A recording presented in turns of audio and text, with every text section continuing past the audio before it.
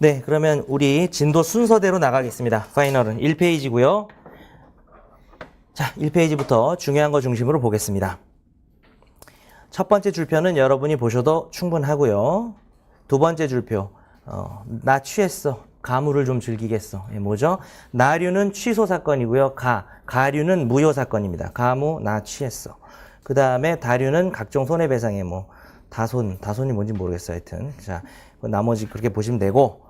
그 다음에 비송의 개념은 여러분이 좀 보세요. 국가가 알아서 후견적으로 하는 건데 구별 기준, 내 시험에 나올 가능성은 거의 없지만 이름만 읽어드릴게요. 대상설, 실정법설, 절충설. 내용도 안 써놨어요, 제가.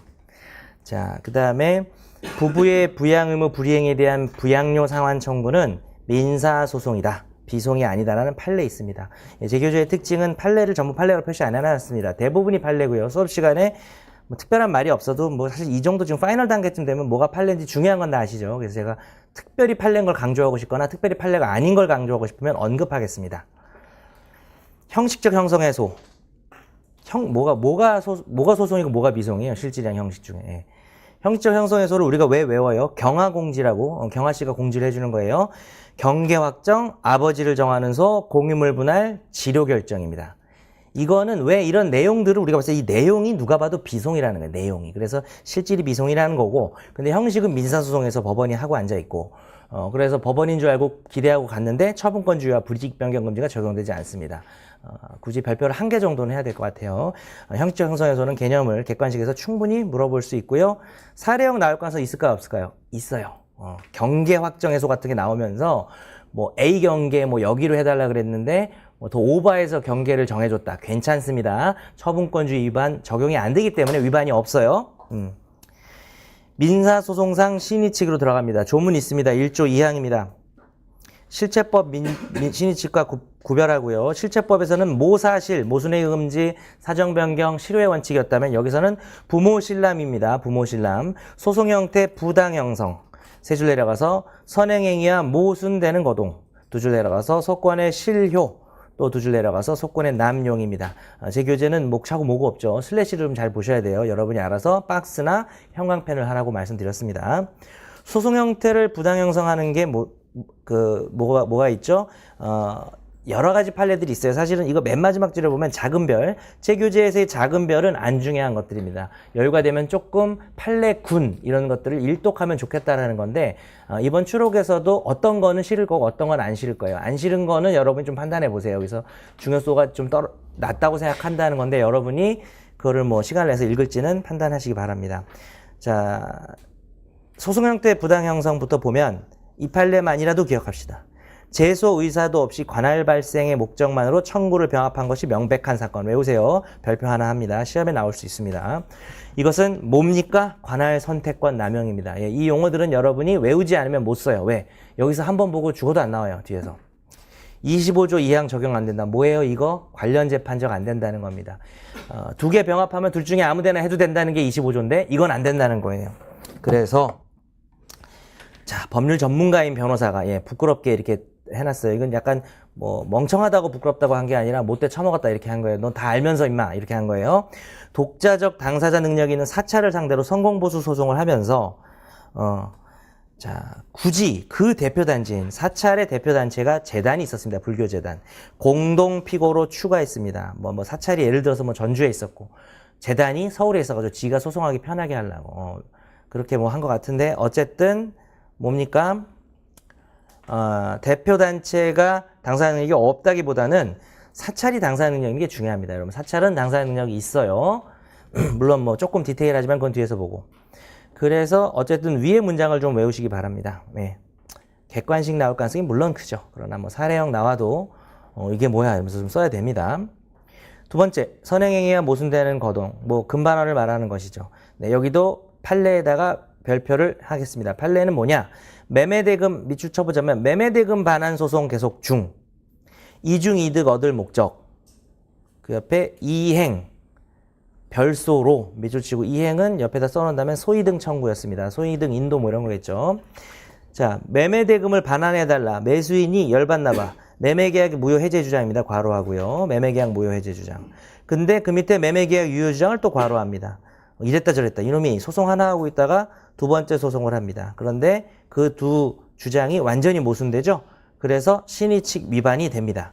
자, 이거 중복 소송이 되나요, 안 되나요? 중복 소송이 될 만한 요건 중에 뭐를 갖췄죠? 전소 계속 중 후소 제기한 겁니다. 근데 뭘 안 갖춘 겁니까? 당소계, 당사자 동일, 뭐 그건 좋아요. 소송물 동일, 소송물 동일하지 않습니다. 이거는 소송물이 굳이 따지면 매매대금, 소유권 전등기 아무 관련이 없는 거예요. 그래서 내용적으로는 모순이 되지만 중복 소송 금지는 일단 소송물이 동일해야 되는데 안 되니까 신의 측을 적용한 거고요. 판례입니다. 절대 모르면 안 되는 판례입니다. 별표를 하나 하시고 여담 하나 들려드릴게요. 판례를 변형해 보겠습니다. 앞의 소송이 확정 판결이 났는데 뒤에 소송을 제기하면 사례 문제에서 이건 무슨 문제일까요? 기판력 문제겠죠. 근데 기판력이 적용하는 작용 국면은 모순 관계도 있어요. 동일 관계뿐만 아니라. 그러면 적용될까요? 안 됩니다. 모순 관계는 주장의 내용이 매매 유효 무효만 모순될 뿐 아니라 청구 취지도 모순돼야 됩니다. 그래서 소유권 이전 등기 해놓고 소유권 말소 등기를 한다든지 이런 거는 모순이지만 매매 대금이 제목이고 뒤에 거는 소유권 전 등기가 제목이기 때문에 전혀 무관. 그래서 기판력의 모순 관계는 이런 게 아니다라는 게 사실은 기판력에서 매우 어려운 주제인데 수업 들으신 분들은 기억이 날 거고 안 들으셨던 분들은 거기서 수업을 다시 듣겠다라고 생각하시기 바랍니다. 김홍엽 교수님은 이 판례를 활용해서 기판력의 모순 관계가 아니라는 설명을 하고 계시지만 헷갈리지 마셔야 될 것은 우리 대법원 판례는 확정 후에 후소를 제기한 사건이 아니고 계속 중에 제기를 했기 때문에 중복 소송이냐 아니냐가 이슈가 될 수 있습니다. 그러나 중복 소송이 아닌 신의 측으로 이런저런 제도가 안 될 때 도망가는 게 마지막으로 나오는 게 신의 측입니다. 아이러니하죠? 맨 앞에 조문이 있지만 맨 뒤에 찾는 게 신의 측이고 그게 보충성이고 그렇게 보충성을 너무 크게 해버리면 일반 조항회로의 도피라는 멋진 말을 써도 됩니다. 답안지에. 일반 조항회로의 도피한 대표적인 판례가 미성년자가 신용카드를 썼는데 그걸 신용카드 구매 계약을 취소할 때 신의 측 때문에 안 된다라는 고등법원이 도피했다라고 비판하면서 대법원은 그거 대신 실정법인 6조의 묵시적 처분 허락으로 취소를 막았죠. 소권의 실효, 권리 행사 않겠다는 신뢰를 줬어요. 정당한 사유가 있는지를 따져보면 되고요. 자, 그 다음 판례도 또 별표입니다. 아버지의 사유 판결, 이건 뭐 편집 판결인데 워딩을 옮기다 보니 소유권 이전 됐어요. 그래서 아버지가 이렇게 편집 판결로 내 땅을 소유권 이전 등기했어요. 그래서 우리 아빠 귀엽다 이렇게 생각하고 있었어요. 근데 알고도 4년이 지났습니다. 얘는 원래 뭘 할 수 있죠? 아빠고 엄마고 간에 지 땅을 이렇게 편집 판결로 받아갔는데 여기 자세한 건 안 나와 있지만 아버지가 셀프 수령 사건이에요. 아들한테 보내고 지가 가서 받고 같은 집에 사니까 쉬웠겠죠 그게. 그러면 우리는 그건 뭐라는 걸 알고 있어요. 뒷내용이 나와서 좀 어렵겠지만 파이널이니까 이해하세요. 항소를 해야 되겠죠. 항소 기간이 진행되지 않아요. 유일하게 항소가 되는 편집 판결의 4가지 유형 중에 유일하게 송달이 무효가 돼버려서 항소 기간이 진행하지 않아서 항소로 가는 사건인데 항소를 4년 동안 안 했대요. 그러면 실효될 것인가? 할 수 있다고 봤습니다. 4년 정도는 약하다 이렇게 해석할 수 있지만 이 사건의 특수성 추가해드립니다. 아버지가 부동산 처분한 사실을 듣고 나서 항소 제기를 했습니다. 뭔 소리입니까? 그래도 아빠잖아요. 자기 가족이니까 내비뒀는데 이걸 남한테 팔어? 우리 아버지 진짜 가만 놔두니까 안 내겠네 이러면서 항소를 4년이나 지나서 했는데 받아줍니다. 이 판례가 만약 출제되면 제가 볼 때는 20점 무조건 넘어요. 그냥 요 한 줄이 20점 넘어요. 그죠? 신의 측 쓰죠. 항소설 쓰죠. 그 다음에 자 거기서 나 같으면 문제를 하나 추가하겠어요. 제가 예상하고 있는 찍고 있는 문제인데 8월 모의고사에 나온 게 있어요. 뭐죠? 이 아들의 구제책 말해보세요. 어떻게 하면 될까? 다른 사람에게 처분하고 등기를 해버렸대. 직접 말소 등기 소송을 할 수 있다. 그게 편집 판결의 실체법적 구제 수단이에요. 안 떠오르신 분들은 큰일 났다는 아니고 반성하셔야 됩니다. 본지 오래돼서 편집 판결의 소송법적 구제수단은 이제 좀 올드한 문제가 돼버렸어요. 실체법적 구제수단으로 부당이득 반환할 수 있냐 뭐 등등 불법행위 손해배상할 수 있냐 그중에 가장 중요한 게 소유권 이전 등기 말소를 직접 구할 수 있냐죠. 물론 그 판례는 아버지에게 직접 말소를 구하는 그러니까 이 사건으로 설명하자면 그 편집 판결 받은 놈 아버지가 놈이라고 그랬으면 너 아들 아버지 놈, 그러니까 아버지 분, 이분을 상대로, 미안해요. 말소 등기를 청구를 하겠죠, 그 사건은. 근데 만약에 남한테까지 갔대요. 또 돼요. 왜냐하면 이 등기는 원인 무효예요. 이 등기는 이게 뭐 사기 뭐 차고 이런 거야? 아니잖아요. 원인 무효니까 그냥 말소할 수 있어요. 저는 그렇게 응용해서 문제가 나올 수 있다. 그렇게 되면 그 문제는 별표 2개짜리가 되는 거예요. 제 예상 문제 별표 거의 3개짜리예요. 그래서 이 판례에 그냥 별표 아까 1개라 그랬는데 미안하지만 2개로 바꾸고 응용 가능성을 생각할 때 제가 이제 민법 강의할 때도 별표를 1개에다가 2개 합시다 이렇게 하는 게 좀 많아서 여러분이 저 자식 준비를 안 해오는 거 아니야 이럴 수 있겠지만 별표를 다 해오는데 이게 별표도 사실 살아 움직여요. 매년 바뀌고 8모 딱 보고 바뀌고 10모 바뀌고 뭐 아주 지나치게 바뀌진 않아요. 뭐 2개가 3개 되고 3개가 2개 되고 그 차이인데 그리고 그날 제 컨디션도 있어요. 그냥 오늘은 왠지 좀 이해해 주세요. 뭐 그 사실은 별 5개로 하려다가 너무 힘들잖아요. 뭐 영화평도 아니고 4개 반 뭐 이렇게 해가지고 그래서 그거 너무 힘드니까 3개로 해놓고 내가 약간 고민하는 내 모습을 좀 즐겨주세요. 자 넘어가고 소권의 남용 4번째죠. 신의칙 위반의 자, 그래서 그건 뭐 할 게 없고, 뭐, 여러 가지 판례들이 있는데, 신의칙 위반 떠올라야 됩니다, 이제. 뭡니까? 각하사유죠? 직권조사사항이고, 각하 판결이겠죠? 만약에 소송행위 하나가 개별적으로 신의칙 위반이면 그건 무효가 되겠죠. 상소재심, 어때요? 안 보고 떠올려봐. 이제 항상 위반의 효과는 나랑 같이 읽지 말고 좀 떠올려봐요, 이제는. 파이널이니까. 그죠? 자, 상소되지만 재심은 안 되죠. 신의칙 위반하면 재심한다 그런 거 없죠. 그 다음, 다만 공시송달 편취 판결 이건 별개 문제예요. 11호의 재심 사유가 따로 규정이 돼 있어요. 이건 신의칙 위반이라서 된 게 아니라 신의칙 위반과 관련된 것으로서 11호가 있다는 거 기억을 하시기 바랍니다. 법원으로 넘어갑니다. 민사재판권 뜻이 뭐예요? 우리나라냐 우리나라냐 남의 나라냐 이겁니다. 그래서 우리나라가 외국을 재판할 수 있느냐 등등이에요. 인적 범위는 외국을 피고로 삼을 수 있는가. 자, 국뽕 문제죠, 국뽕. 그래. 미국을 피고로 삼았어. 아싸, 뭐 이런 건데, 우리나라 영토 내에 외국의 사법적 행위 할 수 있다는 게, 오르면서 만족. 밑에 보니까, 두 줄 내려가 봐요. 해당 국가 피고 우리나라 법원 재판권 동그라미. 근데 예외 특별한 사정 외화됩니다. 예외 없이 그러면 안 되겠죠. 주권적 활동에 속하거나 밀접한 관련이 있다. 그래서, 혹시 주권에 부당한 간섭이 될 우려가 있는 그런 특별한 사정 그래도 그나마 이걸 예외로 해서 우리나라 체면을 차렸죠? 그렇게 생각하시고 주관섭 외우세요. 주관섭 주권이거나 관련이 있어서 간섭이 된다. 주관섭의 특별한 사정이 아닌 한 넘어갑니다. 자, 그 다음 2페이지 맨 위에 왜곡 판결 절차. 자, 이건 동그라미 쳐드릴게요. 첫째 줄 동그라미 왜곡 그 다음에 판결 절차, 그 오른쪽에 집행 절차. 이 동그라미 쳐드릴게요. 파이널에서도 제가 파이널에서 오히려 사실 밑줄 긋는 법이 시간이 없어서 못 해주는 거지 되게 중요해요. 마지막에 그것만 눈에 팍팍 들어오게. 제가 동그라미라고 하는 걸 여러분들 색깔로 하든지 그건 뭐 여러분 알아서 하시는데 판결 절차, 집행 절차가 키워드예요. 답안지에 뭐 꼭 써야 돼서이기도 하지만 나중에 볼 때 시간을 단축시켜줘야 된단 말이에요. 외국이 자, 그 다음 밑줄 칠 거예요. 판결 절차 뒤에는 밑줄. 재판권 면제 포기했어도 밑줄 칩니다. 판결은 나 면제를 포기할게. 나 맘대로 판결해줘. 대한민국아. 이렇게 한 거예요. 근데 집행 절차에서 재판권 면제 밑줄 쳐요. 재판권 면제 명시적으로 포기해야. 즉 별개라는 뜻입니다. 뭐 나디콜 표시 같은 거 하면 되겠죠. 판결 절차랑 집행 절차. 여기서 여러분 그동안 우리가 민법을 3년 이상을 법학을 3년 이상을 했는데도 재판이라는 단어는 판결과 집행이 되게 모르는 사람 많아요. 판결받고 집행하는 게 우리가 재판하는 업무예요. 그죠? 그러니까 집행법원이 하는 게 뭐가 있어요? 우리 제일 시험에 하는 게 뭐예요? 채권 압류, 추심, 전부 이런 거를 누가 해줘요? 그 법원이 해줘요. 명령이에요, 결정이에요, 판결이에요. 결정이에요. 근데 그거는 판결 절차예요? 아니, 집행 절차라고요. 그래서 그것도 재판이에요? 그것도 재판이에요. 그 개념을 알아야 풀 수 있어요. 시험에 나온 적은 없는데 별표 2개를 한번 해보겠습니다. 나오게 되면 변별력도 커지고 중요성은 사실 높아요. 자, 그 다음 동그라미 칩니다. 피합류 채권. 그 다음 밑줄 계속 쳐요. 외국의 사법적 행위예요. 여러분 이거 사법이라고 읽어야죠. 개인사자. 민사법적 행위, 뭐 어떤 근로계약 이런 걸로 발생한 피합류 채권이 있는데 우리나라 밑줄 계속 쳐요. 우리나라 법원 재판권 있더라도 그 다음에 물결을 치면서 거길 꼭 답안지에 써야 돼요.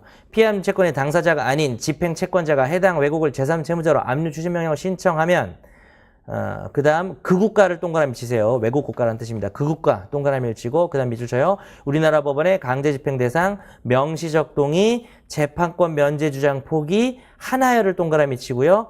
방금 밑줄 쳤던 것 중에 강제 집행 대상을 네모를 칩니다. 그러면 마지막 네모 채권 압류 추진 명령. 그 다음에 또 네모, 재판권, 동그라미 이렇게 되는 것입니다. 자, 이렇게 시간이 없는데 그림을 그리고 앉아 있어요. 중요하니까. 외국 어디 있어요? 외국 어디 있어요? 그죠? 주인공 여기 있죠? 채권, 압류 추심 명령. 무슨 채권이 사법적이나 사법행위에서 발생했다는 거예요. 민사법에서. 이게 고용계약, 뭐 퇴직금 이런 거. 그죠? 여기서 일하는 우리나라 이게 뭐 갑자기 주한미군에서 일하는 전기 수리공이었나? 뭐 배관공이었나? 하여튼 그런 거였어요. 뭐 누가 나와서 식당 종업이 뭐 그게 중요한 게 아니니까 그거 외워서 쓸 건 아니고 뭐 아주 유명한 판례는 뭐 고엽제 뭐 이런 걸 이런 사안이라고 쓰겠지만 이런 거는 뭐 사회적 의미가 이렇게 있지 않으니까 이 사람 뭐 근로자였던 거죠. 근데 이 사람한테 돈 빌려준 사람이 요거를 이제 뭡니까? 압류 추심 명령을 낸 거예요. 이거 어떻게 해야 돼요? 정답. 법원에 압류 추심 명령 신청에 대한 집행법원의 결정은 뭐가 나와야 돼요? 각하. 왜냐하면 얘가 나는 판결은 나 면제 포기. 그러니까 여기 말도 조심해요. 나 맘대로 판결해줘. 나 받고 싶어. 그리고 그 다음에 이게 뭐야? 이게 면제 포기예요. 동의한 게 면제 포기라고 내가 밑줄 쳤잖아 거기다, 그지? 그러면은 판결 나 맘대로 해줘. 그러나 이거하고 집행은 그런 말 한 적이 없어. 명시적으로 한 말이 없어. 그럼 이거 여기서 일로 의제하거나 추정하거나 그런 거 다 안 된다고요. 그러면 집행이 들어오는 게 각하가 돼야 돼요. 실제 사건은 멍청한 우리나라 법원이 각하를 안 하고 멍청한 건지 하여튼 뭐 아니면은 국위 선양을 위해서 그런 건지 이걸 받아줬어요. 명령을. 발령을 했다고 발령을. 대법원에서 까였죠. 자, 그래서 강제 집행이랑 판결을 구별하는 게 핵심이고 별표 2개 있습니다. 왜냐하면 외울 말이 많아서 이게 만약 출제가 되고 만약에 배점을 조금 크게 내버리면 요 쟁점 하나에다가 뭐 15점을 줘버리면 점수 차이가 많이 나겠죠. 아예 답 모르는 사람도 많아요, 지금 수험생 중에. 이거 답도 모르는 사람도 많고 써도 이제 뭐 그나마 좀 한두 줄 끄적거리는 사람이 있고 그러니까 조금 봐둡시다. 예상 문제까지는 아니어도 이 판례는 중요한 판례예요, 사실. 근데 우리가 공부하기 싫죠. 왜? 집행법이니까. 그래서 봐야 돼요. 자, 그 다음 하나만 더 끼얹을게요. 괄호 안에 이 재판권 있다면 추신금 소송 네모치고 재판권 네모. 만약에 얘가 오케이 동의한다 라고 하면 이게 어떻게 돼요? 각하가 아니라 뭐 명령이 나오겠죠. 발령이 되겠죠. 이게 추심 명령에 대한 집행법원의 어떤 집행권이 있다면 집행이 나온다면 얘가 뭘 해야 돼요? 추신금 소송을 해야 되죠. 그럼 당연히 인정해 줘야 되겠죠. 추심명령 받고 추신금 소송하려고 하는 건데, 그지? 그것까지도. 기왕 보는 거, 그죠? 안 볼래면 보지 마시고요. 네, 기왕 보는 거 그거까지 봅시다. 열심히 하는데 마지막 한 줄 안 봐가지고. 이게 좌우된다 그랬어요. 이게 없으면 이것도 없는 거예요. 설령 이걸 받아놨어도 이게 없는 겁니다. 아이고, 내가 말 잘못했구나. 다 맞는데, 제가 한 말은 다 맞는데, 사정에 설명하다가 이게 잘못 나왔는데 추신금 소송 사건이었다. 내가 말 잘못했네. 그러니까 요게 자체가 위에서 까인 게 아니라 대법원에서 까인 건 맞아요. 근데 뭘 좀 말을 잘못했냐면 요게 나와서 신나서 추신금 소송했더니 대법원이 추신금 사건에서 야 이거 잘못 나왔는데 이거 각하했어야 되는데 이렇게 말하고 이것도 어떻게 했겠어요? 각하했겠지. 지금 우리는 지금 민사 오늘 시작했죠. 제일 덩어리 큰 거 배우는 게 재판권. 재판권 없으면 노답이에요. 노답. 그냥 각하예요. 우리나라가 할 수 없는 건데. 그죠? 그걸 뭐 어떻게 해요. 그죠? 자, 이렇게 넘어갑시다. 우리나라 관할이 없는 문제가 아닙니다. 우리나라 관할이 없으면은 뭐 이송을 할까 이런 고민이 될 수는 있겠지만 그거는 이제 국제적으로는 이송 제도가 없기 때문에 이송을 안 하는데 어쨌든 이건 재판권이 없는 거예요. 넘어갈게요. 자, 그다음에 그러니까 이제 지금은 이제 인적 범위예요. 외국을 대상으로 할 수 있냐. 요거는 그러니까 내가 이렇게 말해야 되네. 재판권이 인적 범위가 있고 물적 범위가 있는데 지금 우리 인적 범위 보고 있어요. 외국을 상대로 뭘 내릴 수 있냐라는 거고 물적 범위가 바로 우리나라의 국제재판 관할 문제예요. 국제적 관할 문제인 겁니다. 자, 계속 갈게요. 자, 이거 좀 중요해서 길게 봤고요. 물적 범위 가볍게 보겠습니다. 그게 바로 국제재판 관할권이에요. 옛날에는 이게 되게 중요했는데 오히려 지금 이 판례 때문에 인적 범위가 더 중요해진 것 같고 뭐 소파 이런 건 여러분 보세요. 소파도 인적 범위 문제다. 이게 뭐 사실은 뭐 이태원 뭐 살인사건 뭐 이런 거 관련되는 거 아니에요. 뭔지 알죠? 그냥 공무 집행 중이지만 포인트만 보시면 되잖아요. 미군이. 넘어가고 행정법에서도 하지 않아요? 안 하나? 행정법에서? 하여튼, 자, 물적범위 국제재판 관할권에서 역추지설, 관할배분설, 수정역추지설. 요거는 아까 그 비송사건보다는 학설 이름을 조금 더 외워보려고 해보세요. 옛날에는 A급이었어요. 저 공부할 때는. 근데 개정국제사법, 이젠 개정국제사법이라 부르기도 민망해. 개정된 지 오래돼서. 그 조문이 개정되면서 요런 말이 들어가. 한번 읽고 넘어갑니다. 대한민국과 실질적 관련이 있고 또 국제재판 관할의 배분 이념에 부합하는 합리적 원칙을 좀 따져봐야 되고 이 항은 국내법의 관할 규정을 참작하고 그리고 국제재판 관할의 특수성을 고려한다고 합니다. 여러분 요것만 알면 돼요. 요 중에 그 역추지설하고 관련된 문장이 뭐예요? 역추지설이 뭐예요? 모르죠? 역추지설은 뭐냐면 국제재판도 역으로 우리나라 걸로 추지해보겠다는 뜻이기 때문에 우리나라 관할 규정을 활용하겠다는 거예요. 그래서 역추지설에서 국내법 관할 규정을 참작하되 이거랑 그냥 줄을 그어 놓으세요. 그래서 그거랑 관련되는 건데 그래서 역추지설이 아니라 그 문장만 그렇고 이것저것 조리도 나오고 난리도 아니죠. 그래서 그냥 수정 역추지설은 통설이 입법화됐다고 합니다. 예, 좀 개뿔 안 중요해요. 나중에 이거 1초만 보세요. 1초만. 자, 근데 요 판례 때문에 별표할게요. 제조물을 옮겨서 네모 칩시다. 아이고, 내 책답지 않게 단어를 안 잘라야 되는데 제조물 글씨를 옮겨서 네모를 쳐서 제조물 책임 소송을 네모를 치고요. 외국 손해발생지 그 다음에 밑줄에서 그 지역 법원에 제소할 것이 조리상 합리적 예견 가능. 예, 중요한 말도 좀 나오죠. 별표 한 개 하겠습니다. 그 다음에 동그라미 치자면 제조자 손해발생지 실질적 관련이 있다. 귀국 후 발병한 고엽제 사건에서 국내 법원이 관할권이 있다는 거고 그러고 보니까 위 요지에서 대법원이 외국이라고 말한 게 우리나라였어요. 왜냐하면 고엽제를 제조한 게 뭐 미국 예를 들어 미국인데 미국 회사인데 우리나라 사람들이 고엽제 피해를 받고 그러니까 베트남에서 받고 우리나라 귀국해서 발병하면 손해발생지 우리나라죠. 근데 우리나라 법원에서 고엽제 소송할 수 있다고요. 그래서 제조자인 뭐 예를 들어 미국 그런데 손해발생지 대한민국 사이에 실질적 관련성이 있는 이유 뭐라고요? 우리나라 제소할 것이 조리상 합리적 예견 가능했다. 그럼 파병됐다가 우리나라 와가지고 발병하는 거 뭐 원래 그게 잠복기도 있고 뭐 그런 거 아니에요, 그죠? 넘어갑니다. 별표 하나. 그 다음 거 특정 국가만 관할권 있는 경우 뭐 외국인 간에 이혼하는 거 왜 우리나라에서 난리요? 이렇게 해가지고 무조건 외국에서만 하겠죠. 자, 그 다음에 국제재판권 관할 유무도 직권조사사항이고 이런 거 대충 봅시다. 각하고 이송 X에다 좀 네모하세요. 관할 위반은 무조건 이송인데 국제적으로는 이송 제도가 없어요. 협약을 맺고 이래야 되잖아요. 그래가지고 갑자기 뭐 대만에서 우리나라한테 이송해오고 이거 뭐야 이렇게 되겠죠. 변론 관할 됩니다. 네모 치세요. 이거 조심하세요. 그러나 변론 관할은 있어요. 우리나라에서 이미 피고가 와서 변론을 했으면 관할이 없지만 하면 되는 겁니다. 자, 이 모든 인적 물적 범위를 합쳐서 재판권은 동그라미 칩니다. 직권탐지형. 나중에 다 정리해 드릴게요. 직권조사사항이고 직권탐지형이란 말 조금 눈을 똑을 좀 들여놓고 없으면 각각 판결. 간과 판결은 상소는 뭐 견해 드립이 있는데 재심 X에다 네모를 치시고 여기 시험에 재심 X는 좀 나올 수 있고 객관식에 상소는 견해 드립이 있어서 자, 그 다음 말이 중요해요. 재판권 없으면,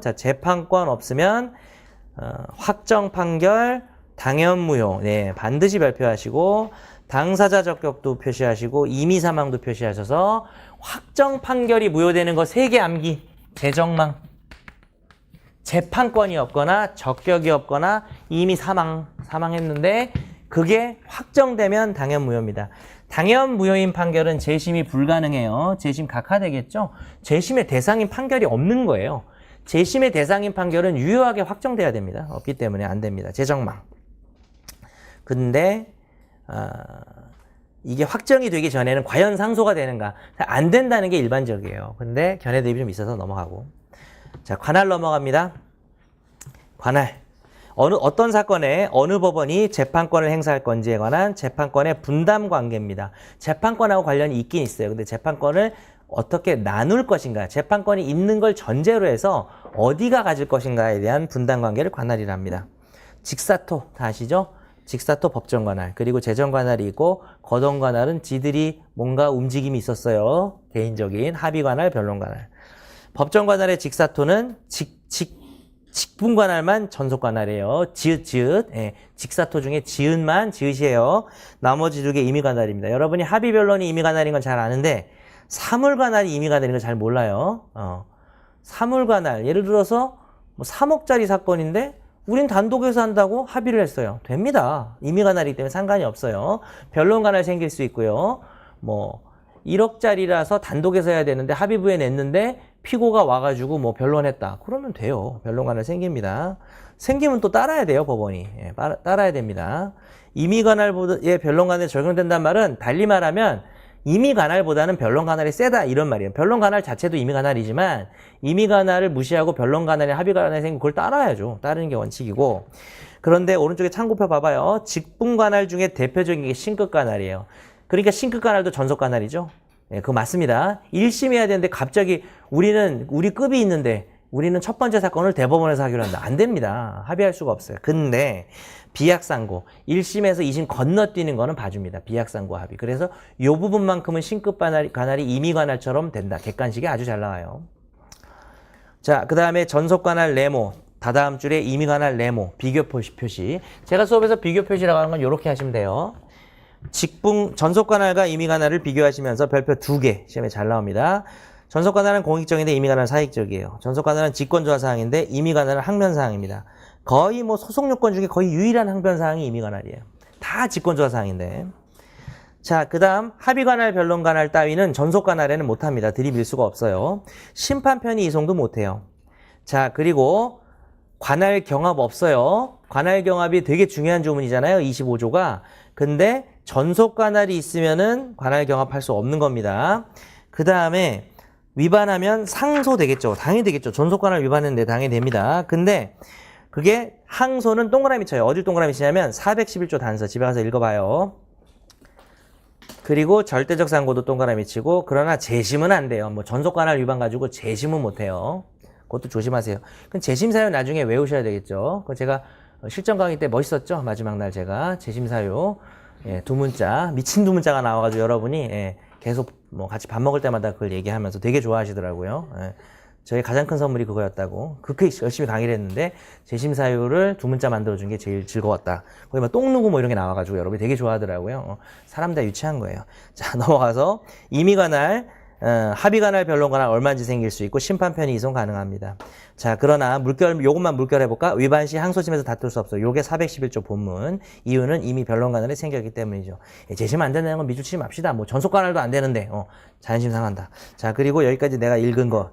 전속관할, 임의관할 쭉 읽은 거 중에 예외가 하나 있어. 표시 안 된 예외. 법이 개정돼서 생긴 예외예요. 뭐지? 객관식용. 100% 객관식용. 사례형 나오면 미친 사람이고 객관식에서는 A급. 전속관할 심판편의 이송 안 됩니까? 되는 거 하나 있어요. 예, 특허권 소송은 있어요. 거기다가 다만 예외라고 별표해 놓으시고 이따가 밑줄 쳐드리겠습니다. 전속관할인데 심판편의 이송되는 게 딱 하나 있어요. 넘어갑니다. 자, 사물관할 네모치고 무슨 관할이에요? 임의관할이에요? 전속관할이에요? 임의관할이죠. 우리가 배우는 건 다 임의관할이에요. 우리가 직분관할 뭐 이런 거 안 배우고 앉아있잖아요. 신급관할. 뭐 신급관할은 알긴 알아야 되지만 배우진 않잖아, 따로. 이런 거 말고는 다 임의관할에서 하면 돼. 사물관할, 자, 제1심에 동그라미하고 별표하세요. 포인트 별표, 조그만 별표. 제 별표는 두 가지가 있죠. 제 주제가 별 하나, 별 둘, 별 셋. 별 셋은 거의 예상 문제. 근데 이제 제가 포인트 별표 하시라고 하는 거는 그 단어. 여기서의 포인트 별표, 조그맣게 별표를 하라는 얘기예요. 여러분 뭐 색깔을 달리하든지. 사물관할은 1심에서 결정되고 끝이에요. 조심하기 바랍니다. 판례가 있어요. 뒤에 나옵니다. 그래서 단독이냐 지방법원 합의부냐 사이의 분담관계만을 의미한다. 맞아요? 틀려요? 맞아요. 고등법원이냐 이거는 지금 사물관할이 아니에요. 그래서 지방법원 합의부냐 단독이냐만의 관할이에요. 그 다음 자 합의부 밑줄 단독 합의부 단독 두 개 비교 표시하시고 두 문자 이거는 올해 제가 옛날부터 드렸던 두 문자도 이거 좀 만든 건데 제2불비 A불비가 슬프나 울지 않는다죠. 제2불비 이게 뭐예요? 보시면 알겠죠. 그죠? 여러분 보세요. 그냥 재정합의 2억 초과 뭐 불가 계산 불가 비상 이게 두 문자 보기가 편하잖아. 내가 처음 듣는 놈도 이게 두 문자 순서로 정리 안 하고 두 문자 써놨기 때문에 여기 내가 넣어놨기 때문에 제2불비가 합의부 사건이에요. 그 다음에 단독 사건은 제2 어금 자제예요. 나의 제2 어금니의 자제를 금리로 할까 뭐 아말가모랑 이런 얘기를 했었죠. 제2 어금 자제. 어수법은 금액 관계없이 단독이고요. 자제는 자동차고 재는 재해예요. 뭐 그건 다 아시니까 이런 거는 두 문자로 외우고 넘어가면 얼마나 편해요. 그죠? 여러분 민수에서는 상당히 수준 낮은 공부가 여러분의 점수를 올려줍니다. 그러니까 상당히 수준 낮은 깊이 없는 공부도 중요해요. 민수에서는. 뭐 민법에도 그런 게 좀 있지만 민수는 그런 거 잘하는 사람이 민수 잘하는 거예요. 수준 높은 것은 이제 포인트 잡아서 정말 열일하시고 가벼운 것들 잘 봐야 됩니다. 깔끔함이 생명이에요. 깔끔함. 정확함. 자, 청구 취지 확장 동그라미 치고 2억 원을 초과하게 됐다. 예, 그럴 수 있죠. 1억짜리인데 2억이 됐다? 아니, 2억 100원이 됐다. 뭐 2억 1000만 원이 됐다. 이렇게 되면 그 밑에 어떻게 됩니까? 밑줄 치면 합의부 이송. 예. 그 밑에 줄에 있죠. 근데 그 뒤에 거 좀 조심하셔야 될 게 반소 중간항에서 독당 참가는 이것도 잘려가지고 신소라는 말을 옮겨주세요. 다음 주에 그 새로운 소를 옮겨서 신소 옮기고 신소 동그라미 2억 동그라미 초과 동그라미하고 별표하세요. 신소로 새로 들어온 반소가 스스로 2억을 넘어야지 합산 X예요. 물결치입니다. 이거 조심하세요. 주의라고 써놓으세요. 본소 반소 합산하면 안 돼요. 그걸 왜 합산하고 앉았어? 서로 다른 소송인데. 그래서 이렇게 병합된 상태에서 이걸 합산해서 2억 넘는다고 넘기는 게 아니라 새로운 놈이 큰 놈이 온 거야. 그래서 가는 것입니다. 그러나 청구 취지 확장은 원래 하던 걸 내가 키워서 2억을 넘었으니까 그건 넘어가는 거죠. 자, 그다음 오른쪽 페이지. 변론관원이 생기면 단독 판사는 계속 심리해야 된다. 269조 2항 동그라미 칩니다. 특히 반소는 그게 규정이 돼 있어요. 아무리 반소가 2억을 초과해도 새로운 반소가 독자적으로 2억을 초과한다는 뜻입니다. 그래도 변론관원이 생기면 안 넘깁니다.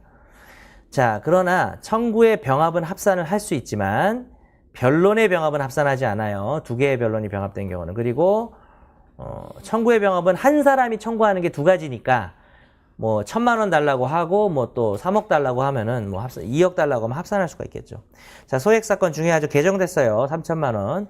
자, 이 교재의 밑줄은 제가 4월에 완벽 정리 강의를 하고 여름에 핵심 정리 강의를 하면서 개정된 내용이에요. 따라서 혹시 4월 거만 듣고 오늘 처음 오신 분들은 개정된 걸 좀 달라고 하세요.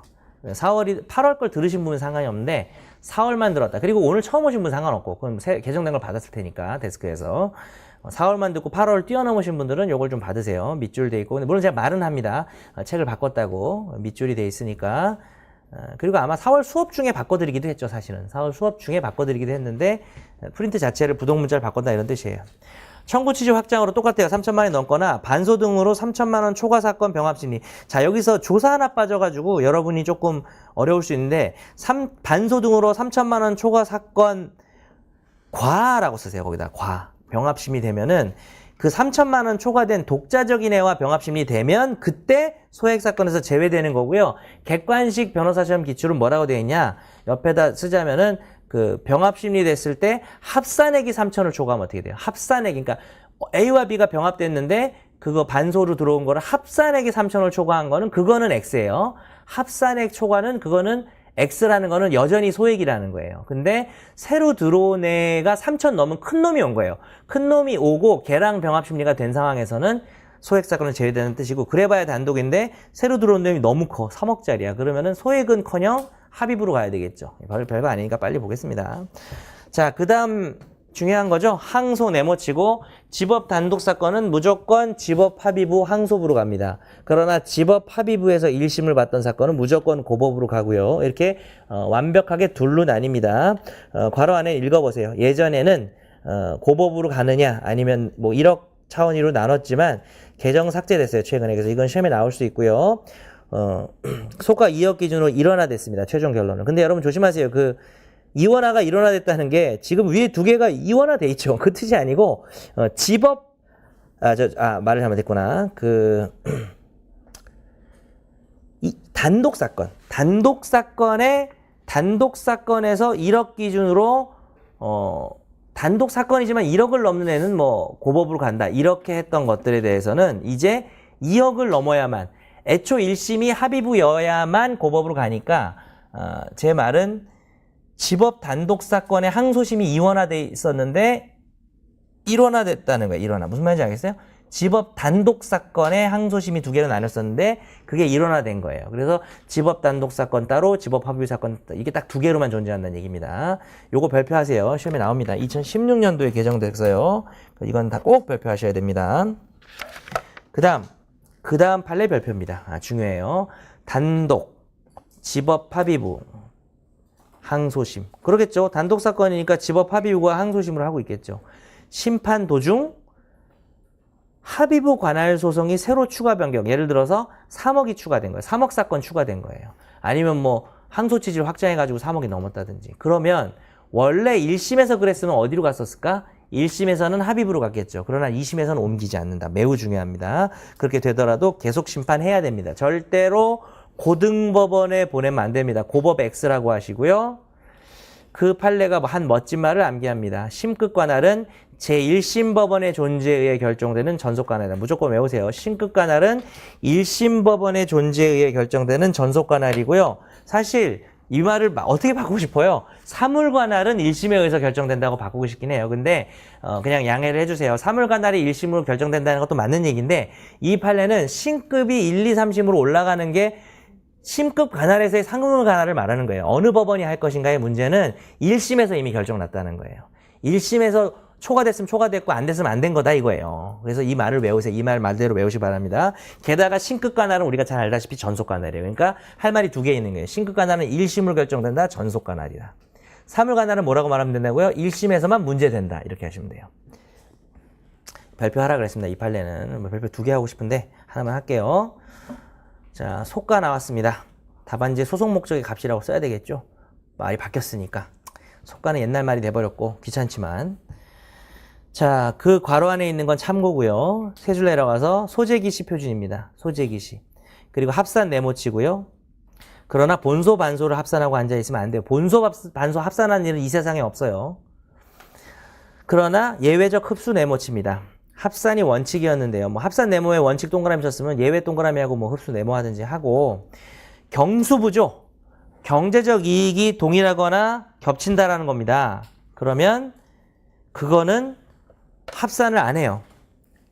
그 다음 뭐 세 개를 다 얘기하고 할게요. B번은 수, 다른 청구의 수단이 된다는 겁니다. C번은 부대 청구라는 얘기입니다. 예시도 전부 외우세요. 경제적 이익 동일 중복하면 바로 떠올라야 돼요. 머릿속에 뭐 선택적 병합, 예비적 병합이 먼저 떠올라야 돼요. 이거나 이거 해주세요. 이거 먼저 해주고 안 되면 이거 해주세요. 같은 얘기입니다. 단순 병합은 X예요 원래. 근데 단순 병합에 다시 예외가 있어요. 연대보단, 연대보단이라고 외우세요. 그래서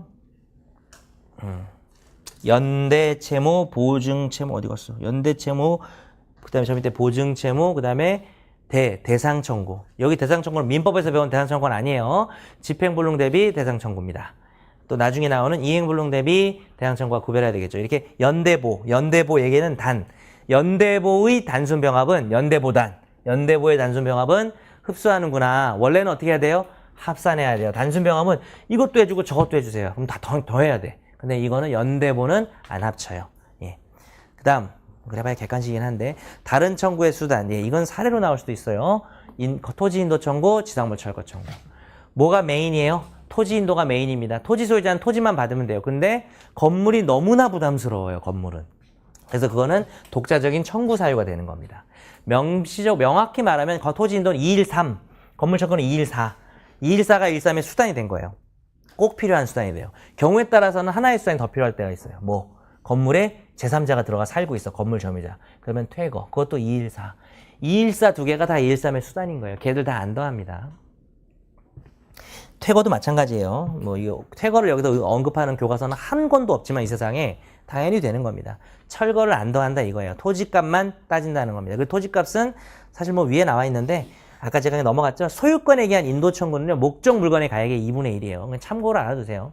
이것까지 외울 거를 좀 객관식에 하는 건 실무가들은 되게 중요해요. 근데 뭐 실무가도 변호사가 중요한 게 아니라 직원이 중요한 거예요. 사무장, 직원이 중요한 거죠. 속가를 맨날 그분들이 계산을 해주니까. 자, 부대 청구. 27조 2항의 조문이 있어요. 이것만 민인규가 아니네. 그리고 이자 비용 위약금은 좀 쉬운데 지원선액금 약간 어려워지면서 시험에 나오는 거는 과실사용이익이 포인트 별표. 과실사용이익은 민사법에서 특 A급 사례예요. 항상 사용이익, 소재기시부터 악의로 간주한다는 등등 이것들 안 더합니다. 넘어가겠습니다. 그래서 토지관할로 넘어갈게요. 토지관할은 뭐 이럴 때 이제 파이널 때 빨리 보는 거야 이런 거는. 자, 소재지관할하는 같은 종류의 법원 사이에 행정법원이랑 민사법원이랑 토지관할 논하지 않죠. 민사법원끼리 하는 것이고 재판권 분담관계인데 재판적 개념이랑 토지관할 개념은 좀 구별하세요. 재판적은 그러한 토지관할의 발생 원인이 되는 인적 사유, 물적 사유라는 관련 사유들입니다. 예, 그래서 재판적에 관한 규정들이 있죠. 보통, 특별, 독립 관련 인적, 물적 이건 중요한 거 아니고 보통 재판적 중요하죠. 잘 알아야 됩니다. 뭡니까? 피고 중심입니다. 보통 재판적은 피고의 보통 재판적인데 다시 자연인은 주소, 그러나 법인 등은 뭐 사무소 소재지고 국가는 뭐 됐고 육조는 됐고 특별재판적이 기본적으로 시험에 잘 나오죠. 특별재판적은 여러 개가 있어요. 한번 개관해 볼까? 건무지 다 한번 표시해봐요. 의무 이행지. 그 다음에 세 줄 내려가서 부동산이 있는 곳. 조문도 다 읽어줄 거야. 자, 근무지 7조, 의무 이행지 8조 후단, 부동산이 있는 곳 20조, 등기 등록할 공공기관, 즉 등기소 있는 곳 21조, 그리고 어음수표는 지급지 9조. 발행지 아니야. 재산 있는 곳, 재산이 존재하는 곳 11조, 사무소 영업소 있는 곳 12조, 불법 행위지 18조. 예, 일단 여기까지. 여기까지가 나오는데 중요한 것만 좀 알려드리면 근무지는 뭐 됐고 의무이행지가 시험이 제일 잘 나오죠. 8조 후단이에요. 또 전단도 아니고 전단은 뭐 거소인가 뭐 아마 그런 거죠. 기억도 잘 안 나고 8조 후단. 재산권에 관한 소야 돼요. 이걸 모르시면 안 돼요. 여러분 재산권에 관한 소송 웬만한 거 다 재산권이지 가족권만 아니면 신분권만 아니면. 그래서 이거는 의무이행지에서는 무조건 특별관할이 하나 특별재판적이 하나 있으니까 관할 경합이라는 25조를 계속 활용하는 거죠. 여러분 사실 25조는요. 관할이 시험 문제 나오면 25조 무조건 쓴다고 생각하면 돼. 관할이 무조건 2개 나올 거 아니에요. 아니면 애들이 둘이거나. 그러면은 65조 전문끼리는 또 관할 재판, 관련 재판적이 있으니까 25조는 거의 답안지에 나와야 돼요. 점수가 1점 있다고 보시면 되고. 자, 그런데 지참채무가 시험에 잘 나오잖아요. 지참채무 가장 대표적인 게 뭐가 있어요? 예를 써놓자면 종류채권이고 금전채권이란 말이에요. 시험에 금전채권 잘 나오잖아요. 그러면 지참채무는 민법 467조 2항을 조그맣게 별표를 해서 답안지에 반드시 써야 돼요. 민자를 한자로 옮겨놓으세요. 민 467조 2항 이래가지고 답안지에 쓰시라고. 거기 보면 지참채무는 채권자의 주소지나 현 영업소라고 돼 있어요. 그러면 그 채권자가 보통 원고잖아요. 일반적으로. 그래서 원고 주소지 하는 거예요. 그래서 그 모습을 기억하세요. 여러분이 나중에 변호사 되시면 뭐 저도 마찬가지인데 의뢰인이 와서 돈 제일 많이 저 자식 돈 빌려준데 안 갚아요. 근데 저 자식이 지금 뭐 저기 땅끝마을 해남 살아요. 그럼 나 이거 소송 어떻게 해야 돼요? 여기서 하시면 됩니다. 여기서 하시니까. 이렇게 왜? 돈 받는 거니까 원고 주소지 하는 거예요. 근데 이걸 원고 주소지라고 제발 외우지 마세요. 제발. 그렇게 강의를 하는 강사들이 많은데 의무이행지라고만 외우시고 사례에서 의무이행지를 판단해 보세요. 그래서 저는 출제 오류를 하나 짚었는데 그 출제 오류를 짚은 사람은 저는 거의 없을 것 같아요. 강사들 중에도 없고 해서 이 세상에 없어요. 그러면은 그걸 안 짚는 게 맞는 거 아닌가 이런 생각도 드는데 매매계약에서 매매대금 어때요? 매매대금. 조문이 있어요. 내가 까먹었네. 586조인가?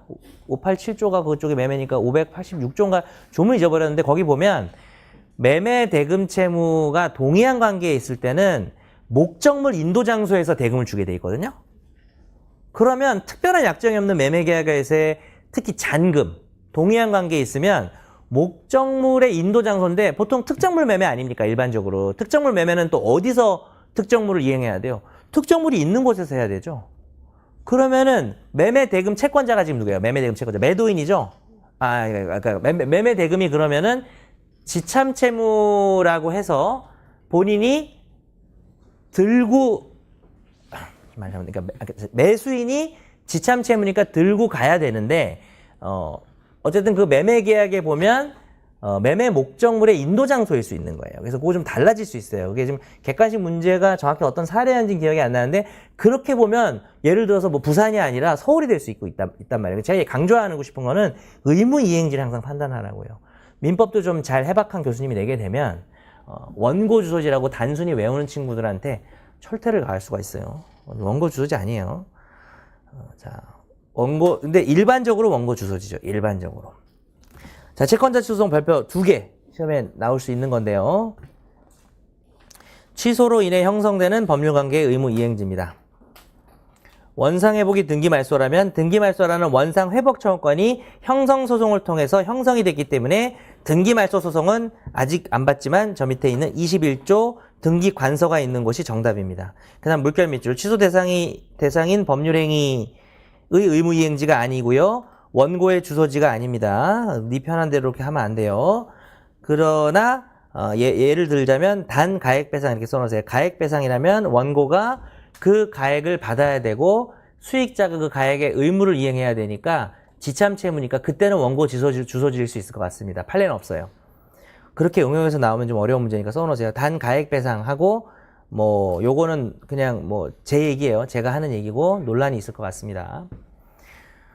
저라면 이제 그거를 머릿속에 넣어뒀다가 판례라고 외우는 게 아니지. 넣어뒀다가 응용인지 판단해 보는 거죠. 부동산이 있는 곳은 뭐 부동산에 관한 소송인데 여기도 별표가 하나 있어요. 이전 등기 소송, 인도 소송만 해당하는 게 등기나 인도 소송이고요.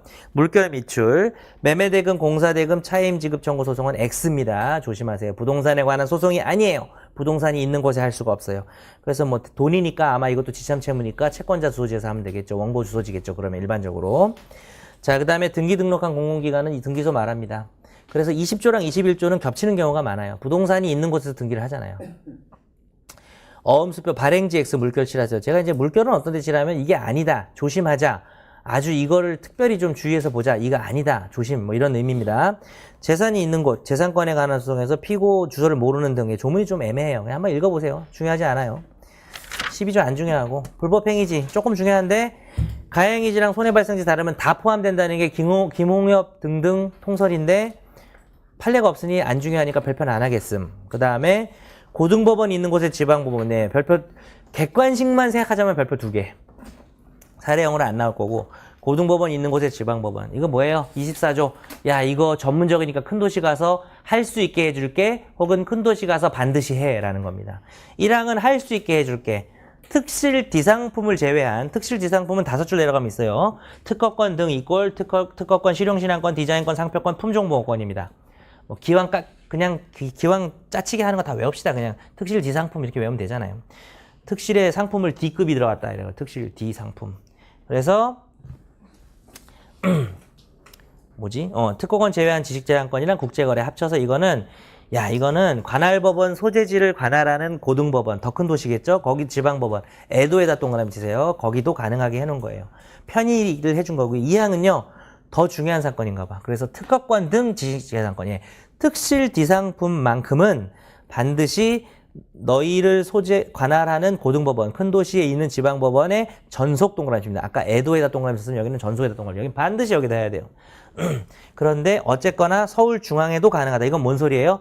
지금 부산에서 뭐 어쩌고저쩌고 작은 도시가 있었는데 부산 주변에 경상남도에 막 있었는데 뭡니까? 부산 고등법원이 있단 말이에요. 그러면 부산 고등법원이 있는 지역에 있는 법원이 뭐예요? 지방법원이. 부산 지방법원이죠. 그 부산 지방법원에 반드시 해야 되겠죠. 특실지상품은 경남의 어디 뭐 부산 고법이 관할하는 어느 뭐 작은 도시면 반드시 부산 지법에 해야 되겠죠. 근데 서울까지 올라와서 하는 것도 받아준다는 거예요. 워낙에 전문적이니까 반드시 거기다 해야 되는데 가장 큰 도시 서울에 와서 해도 된다는 겁니다. 그렇게 넘어가시고 그렇게 보면 그리고요 지금 1항 2항을 합쳐서 서울 고법이 관할하는 경우는 그러면 서울 고법이 관할하면 어디다 하면 돼요? 서울 동남북서 중앙 다 되잖아. 서울 지방법원이 5개 있잖아. 그러니까 그때는 무조건 중앙에만 해야 돼. 이건 뭐 일종의 이것도 뭐 전속 관할인데 그건 전속 관할 아니고 그냥 편의상 이렇게 해놓은 거죠. 자, 그 다음에 관련 재판정 넘어갑니다. 기본적으로 별표를 할 수밖에 없어요. 25조는 답안지 항상 써요. 거의 뭐 없으면 이상한 거예요. 그 문제가 좀 이상하네 이렇게 된 거예요. 뭐 관할에서 아주 작은 쟁점만 나온 거지. 원고 편의 소송 경제상 굳이 요건을 여기다 제가 안 해놨는데 요건을 따지면 하하전이에요. 하하전. 하 엄마가 전을 붙인다 이렇게 하세요. 하하전. 미안합니다. 한귀를 흘리세요. 기억에 나면 그만. 이렇게 시험장 기억이 날 수도 있거든요. 그 융두 옥정 여사인가? 예, 음식을 더럽게 못한다고 맨날 하하가.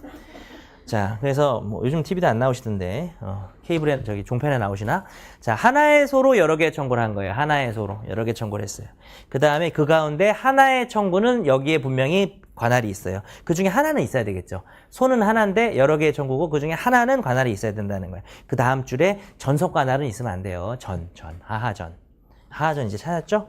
네, 그 다음에 조심하실 거 65조 전문. 여러분이 그냥 전문에다가 방점을 찍든지 해서 65조는 전문이 전단과 후단은 아니고 후문이 있습니다. 그런데 후문과 전문이 신분 차이가 나죠. 전문과 후문의 가장 큰 차이가 3가지가 뭐예요? 관선수 들어만 두세요. 관련 재판적이 있고 없고 그 다음에 선당에서 65조 전문과 후문은 매우 중요합니다. 6은 A급 판례가 나와요. 65조 전문은 그냥 인정돼요. 선당이. 65조 전문의 관계가 있는 애들끼리는. 그러나 65조 후문의 관계가 있는 애들, 단지 동종의 임대차 계약을 체결했다. 원칙적으로 선당이 안 되고 주공공, 주요한 공격 방어 방법을 공통으로 해야만 선당이 인정돼서 인정된 판례, 인정되지 않은 판례 나중에 특예의급으로 암기하셔야 됩니다. 나중에 보면 돼요.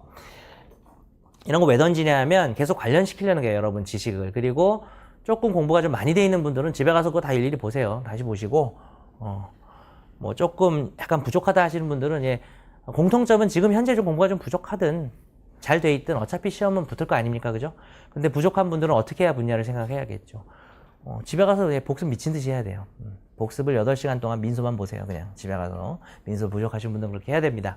좀 되시는 분들은 뭐 가볍게 보시면서 부러워할 필요 없어요. 어차피 둘 다 붙어요. 예, 그러니까 그리고 지금 부족한 게 뭐가 중요해요, 그죠? 근데 지금 아예 기초가 아예 안 돼 있다 이러면은 그건 어쩔 수 없죠. 그거는 제가 팩트 폭행을 해야 되겠지만은 기본이 수험생들은 몇 군데가 많이 빠져 있으면은 자기가 되게 부족하다고 느껴요. 왜냐면 불안하니까, 마음 불안하니까. 근데 그렇지 않아요. 할 수 있습니다.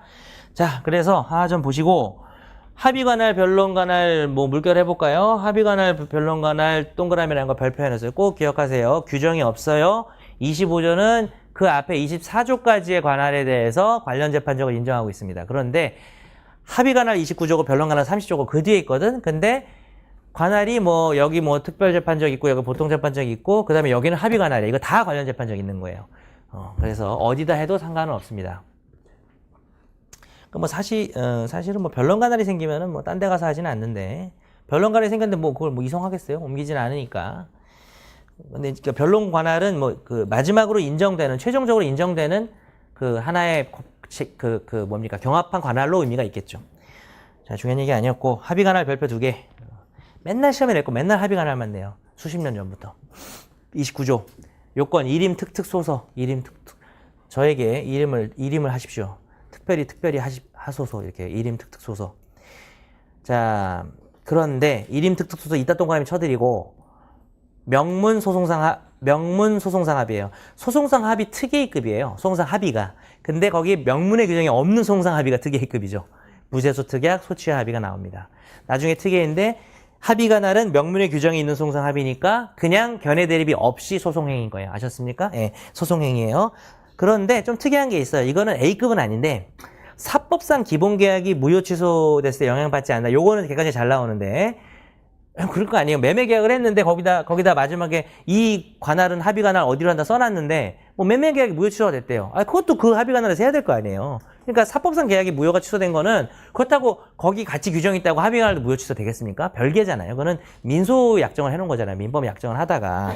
그런데 요게 있는데 이제 요거는 다수설이라 좀 잘 나올 것 같지는 않는데 단 합의 관할이라고 하는 것은 법원에서 법원 앞에서 하는 게 아니잖아요. 옛날에 해놓고 그 법원에 제기하는 거니까 민법 규정을 이때는 유추 적용하자. 원래 소송행위 민법 규정 유추 적용이 쉽지가 않아요. 가장 대표적인 논의 예시가 뭐예요? 소취하.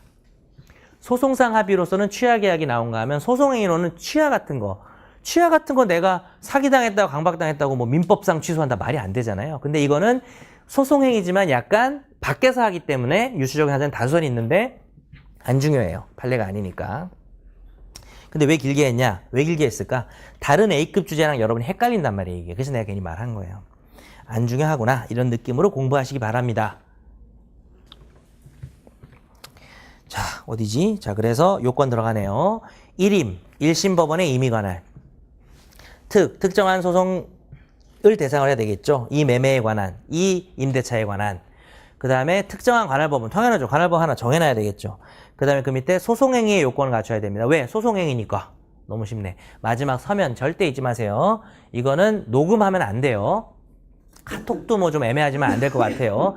전자적 기록과 서면을 우리 법률은 대부분 하기 때문에 종이, 페이퍼에다가 써야 될 것 같습니다.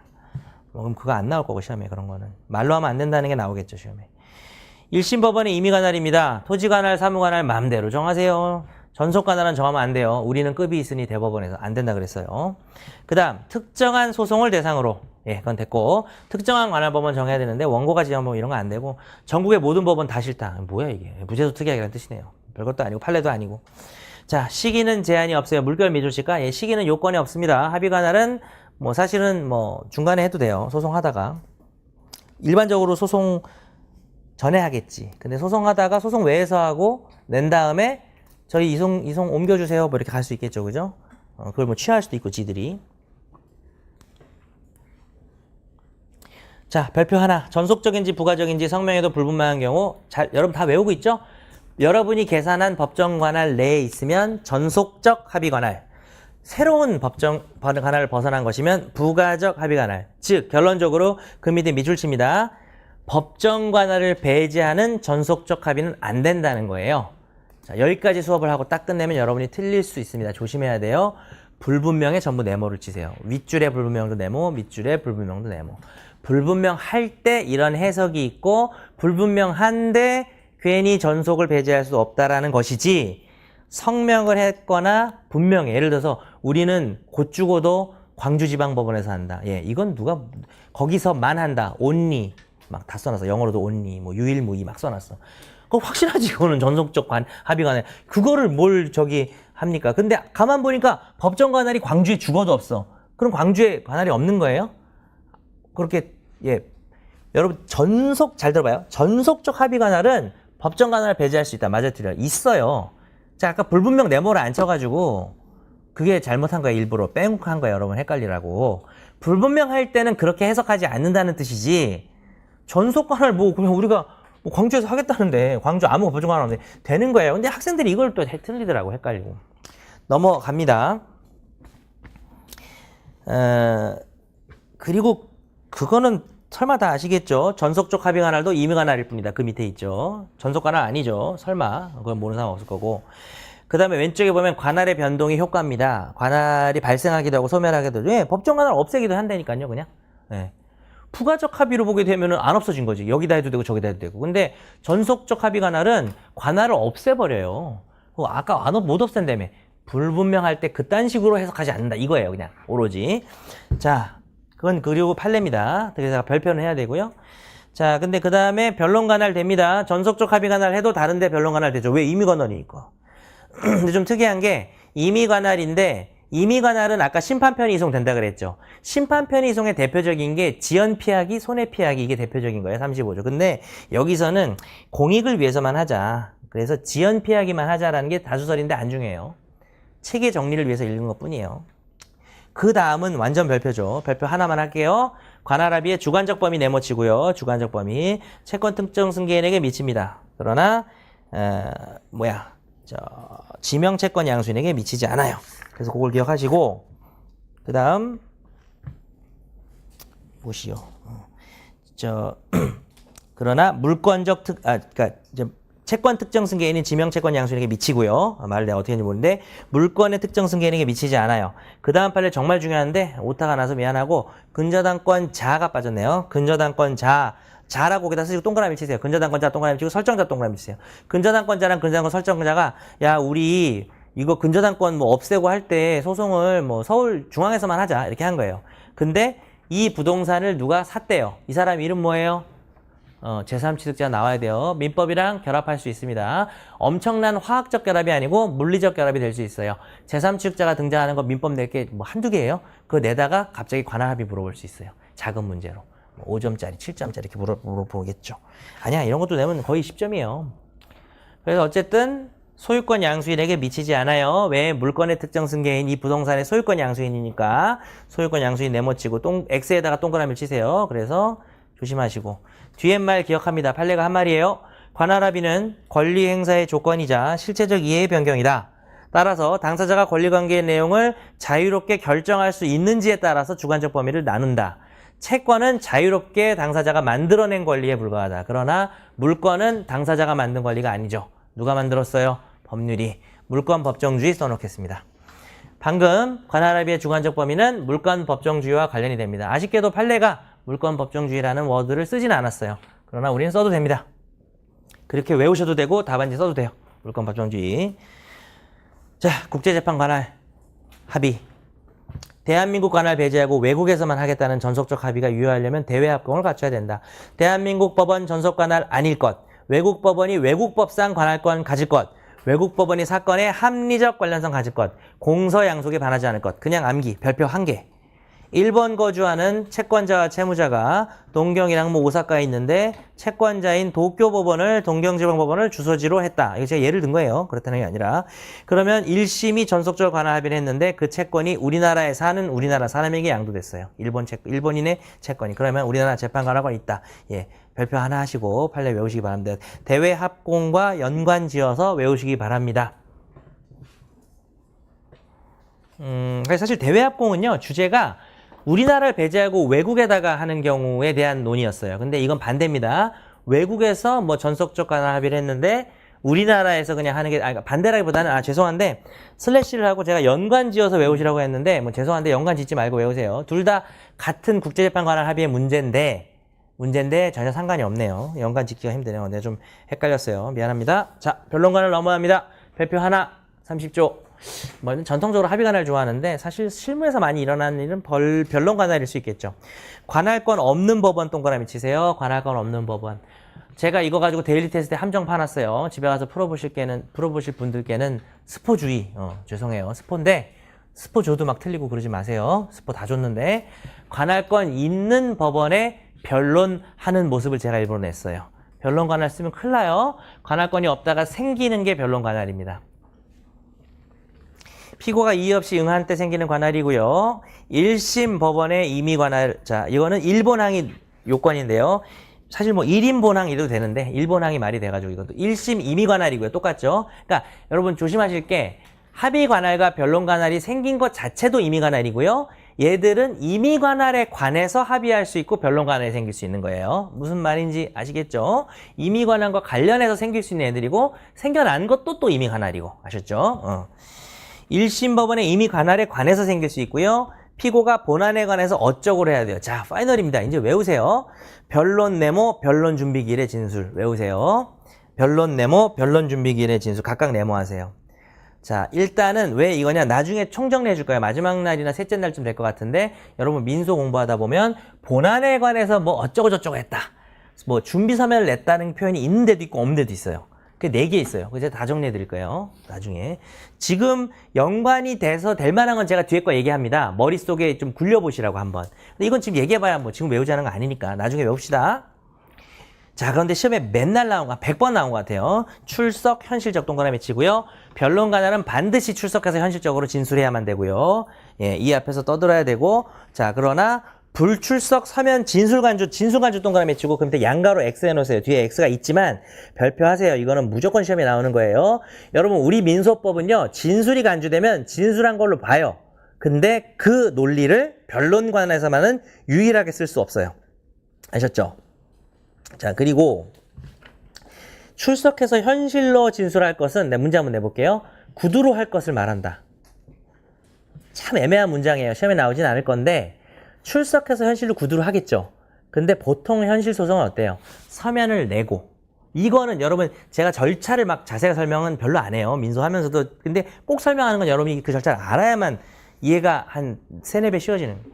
소장도 내고 답변도 되고 준비서 막 싸우다가 첫 길이 된 거예요. 그날 딱 만났죠. 그럼 제일 먼저 재판장이 뭐예요? 정률 나오셨으니까 이거죠, 물론. 누가 나왔나요? 뭐 이래요. 그것도 알아두셔야 돼요. 법무법인이 하나의 거대한 변호사입니다. 그래서 정현석 변호사님 나오셨나요? 안 그래요. 첫 마디는 반드시 법무법인 정률 나오셨나요? 이렇게 하는 겁니다. 그리고 누가 나왔죠? 이런 거예요. 담당 변호사. 여러분한테 별로 안 중요한 개념. 그 한 다음에 제일 먼저 하는 게 뭐예요? 몇 월 며칠자 소장 진술하시나요? 그 다음에 몇 월 며칠자 준비서면 진술하시고. 자, 피고는 몇 월 며칠자 답변서와 몇 월 며칠자 준비서면 2개 내셨네요. 다 진술하시죠? 네, 이거예요. 그게 뭐예요? 와서 읽어야 되는데 그렇게 간단하게 처리하는 거예요. 근데 그건 정말 중요한 행위예요. 그 전에는 진술을 안 한 거고 와서 그 멘트를 해야 진술이 되고 내고 안 오면 진술한 걸로 봐줘요. 근데 와서 내라고 진술을 해야 된다는 거예요. 그러니까 뭐 구두를 해야 되냐 이게 시험에 나오지는 않겠지만 그 개념을 이해하시기 바랍니다. 나오지 않은 진술 가지고는 안 된다.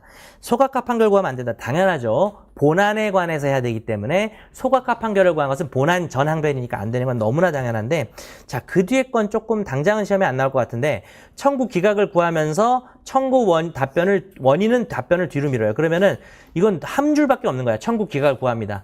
자세한 내용은 나중에 뭐 이렇게 한 거예요. 제가 바빠서 점점점 이렇게 해서 판사한테 내는 거예요. 그렇게 한번 내보세요, 나중에. 자, 그래서 제가 너무 바빠서 이렇게 점점점. 자, 그래서 청구권의 답변을 뒤로 미루면 사실은 바빠서 그러는 건데 아니면 수임을 느끼겠거나. 자, 이러면 통설은, 자, 이건 중요하지 않아요? 통설은 야, 그래도 기각 구했잖아. 본안 얘기했으니까 된다고 하지만 이 통설을 외우다가 판례를 헷갈리면 안 돼요. 그래서 여러분 그 청구원인 답변 미뤄도 여기 밑줄 쳤으면은 거기서 연필로 412조 2항 항소심 반소제기 여기다가 항소심 반소제기 412조 2항 요거랑 연결하세요. 요거랑 연결했을 때 판례가 있어요. 요거랑 연결했을 때 판례는 자, 요거랑 연결했을 때 판례는 뒤에 있죠. 일단 밑줄을 칠게요. 화살표 해놓고 항소심에서 반소제기 할 때는 원래 반항은 동심에서 우러난다. 내가 이렇게 도문자 줬죠. 반소를 항소심에서 하려면 동의를 받거나 신급의 이익을 향하지 않는다는 게 412조 2항이에요. 집에 가서 반드시 읽어야 될 조문인데 동의가 여기 2항에 보면 뭐 어쩌고 본안에 관해 변론을 하고 등등등 제가 아까 4가지 있다 그랬잖아요. 본안에 가서 어쩌고 하는 게 본안에 변론하면 뭘로 보는 거예요? 아, 항소심에서 반소제기한 거 동의한 거구나. 그렇게 되는 거예요. 근데 본안에 관해서 변론했다고 평가할 때 청구 기각만 구하고 정확히 얘기하면 항소 기각만 구하겠죠. 항소 기각만 구하고 자세한 답변을 뒤로 미룬 걸 가지고 항소심에서의 반소 제기에 동의한 걸로 보지 않아요. 이건 판례예요. 아셨죠? 이거 판례입니다. 그래서 동의한 걸로 안 보니까 동의가 아닌 걸로 보죠. 반소인데 항소심 반소는 동의가 없으면 각하돼요. 그죠? 신급의 이익을 해야 동의가 없어요. 그래서 요겁니다. 요건 판례. 여기는 별표하세요. 그러나 본안 주제인 지금 우리의 이 본 주제인 변론 관할에서 청구 기각만 구하고 답변을 뒤로 미룬 대법원 판례는 없어요. 아셨죠? 근데 김홍혁 교수님은 이 뒤에 판례가 이거라는 거 소개를 자세히 안 해주시고 판례는 이 30조에 관해서 마치 부정하고 통설은 긍정하는 것처럼 대립하는 것처럼 써놓으셨어요. 근데 그 판례 번호를 따라가 보면 30조에 관한 판례가 아니라 412조 2항에 관한 판례라고요. 아주 많은 걸 알려드렸습니다. 넘어갑니다. 마지막 요건 관할권 항변 부존재입니다. 1번 항 그쪽이 뻔하죠. 그러니까 정리하면 뭐예요? 1심의 임의 관할에 관해서 관할이 없는데 피고가 본안에 가서 변론을 하면서도 굳이 관할이 위반됐다는 항변은 안 하는 경우입니다. 그죠? 대전제는 관할권이 없는 법원에서 뭐 그것도 요건을 넣으시든지 1번 항인데 근데 요건이라보다는 그건 전제죠. 자, 그 다음에 관할권의 조사까지 보고 1교시 마칠 텐데 전속관할은 직권조사사항과 전속관할은 직권조사하고 임의관할 항변을 아까 받고 변론관할 생겼을 때가 받고 직권탐지형 동관할이십니다. 직권탐지형 오늘 2번 나왔네. 재판권 전속관할. 그러니까 전속관할이 직권탐지형이에요. 관할권 유무는 언제 기준입니까? 동그라미 치세요. 소재기시입니다. 자, 33조 밑줄 치고 관할 항정의 원칙. 소재기시 한 번 정해지면 안 바뀝니다. 따라서 갑자기 주소를 옮기거나 목적물의 가액이 10억짜리가 돼도 이송하진 않아요. 관할은 처음에 정해지면 끝이에요. 자, 그런데 단 우리가 아까 열심히 공부한 게 뭐예요? 청구 취지 자체가 늘어나면 그거는 그러면 뭐 소재기시 기준하면서 청구 취지 늘으면은 그럼 바뀌면 그 소재기시 기준 아닌 거잖아요. 그럼 이건 예외인가? 아니죠. 청구 취지 확장은 일종의 새로운 소 제기가 되는 거예요. 청구 취지가 변경된 거잖아요. 그리고 반소가 들어와도 새로운 소잖아요. 그러니까 이거는 예외라고 보긴 좀 어려운 거예요. 오히려 굳이 예외가 있다면 이것도 예외인지 좀 애매한데 단 동그라미 치고 단이 2개요. 일부러 내가 교과서로서는 보기 안 좋지만 단 일부러 이렇게 해놓은 거야. 단. 그러니까 앞의 단서에 대한 단서가 아니고 괄호가 닫혔잖아. 괄호가 끝났고 변론 종결시 동그라미 치고 치우 네모하세요. 그러니까 여러분 이거 말이 아다르고 어달라요? 하나의 예를 들어볼게요. 사행위 취소 소송에서 사해성에 대한 판단, 즉 채무자의 무자력 판단은 어느 시점 기준입니까? 사행위 기준이에요? 변론 종결시 기준이에요? 이걸 물어보면 답이 갈려 학생들이. 사행위시에요. 답안지 사행시를 쓰시고 다만 변론 종결 전에 만약에 무자력이 회복되면 약간의 어떤 예외적으로 그런 경우는 더 이상 무자력이 아니니까 뭡니까? 사행위 소송이 기각될 거야. 아마 그땐 각하는 아니고 기각될 겁니다. 그걸 가지고 따라서 사해성은 변종시를 기준으로 한다. 그렇게 말하는 사람은 없어요. 비슷합니다. 관할은 소재기시를 기준으로 합니다. 그런데 변종시 전에 만약에 치유사유가 생기면 치유될 수 있다라는 거 얘기를 하시기 바랍니다. 항상 정확히. 그 외에 모든 소송 요건은 그냥 사실심 변론 종결시를 기준으로 해요. 소송 요건을 갖추어졌는지는 법원이 문 닫고 판결문 쓸 때 기준으로 가는 겁니다. 그래서 이 자식 저거 뭐 완전히 적법하지도 않고 각하해야겠네. 다음 기일에도 저놈 각하할 건데 왜 자꾸 나와? 계속 판사가 이러다가 마지막 기일에 적법 요건을 갖췄어요. 그러면 각하 안 하는 거예요. 그러니까 이거는 소송 요건은 항상 변정시 기준이에요. 근데 관할은 특이하게도 소재기시 기준이에요. 왜 이렇게 볼까요? 이송할 수 있게 하려고. 소재기시 없으면 이송하려고 소재기시 하는 거. 이게 되게 뉘앙스 차이인 겁니다. 자, 그 다음 마지막 줄은 정말 중요한데 그건 이송해서 다시 표현이 나오면서 거기다 발표를 해드릴 거니까 잠깐 쉬겠습니다. 예, 3시 3분. 3시 5분에 봅시다. 3분에. 3시 5분에 봐요. 예.